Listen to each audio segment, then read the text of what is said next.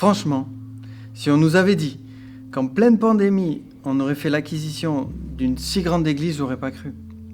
Il y a 2 ans, on était dos au mur. On avait un budget inexistant, on avait un local trop petit et l'obligation de partir.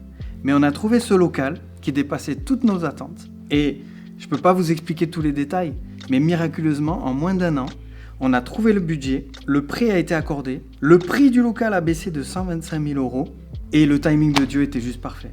Au-delà de ça, l'église a connu une vraie évolution. On est passé d'une personne au piano à une équipe de louanges. On est passé de 2-3 enfants dans 10 mètres carrés à plus d'une vingtaine d'enfants dans 100 mètres carrés aujourd'hui. Et on est passé d'un jeune à un groupe de jeunes. Enfin, on pourrait faire tous les services comme ça. Dieu fait toutes choses belles en son temps.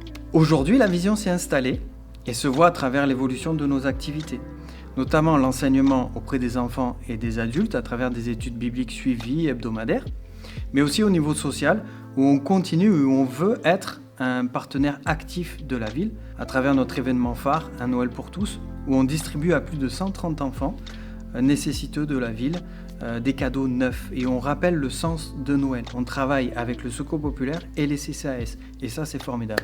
Maintenant on est convaincu que Dieu a un réel projet sur l'église du Luc et que en plus il y a un réel potentiel dans ce local mais aussi dans l'église. Il y a une phase 2 à aménager et à faire pour gagner 150 mètres carrés, une salle de culte de 240 mètres carrés, mais on est convaincu en même temps que Dieu va remplir.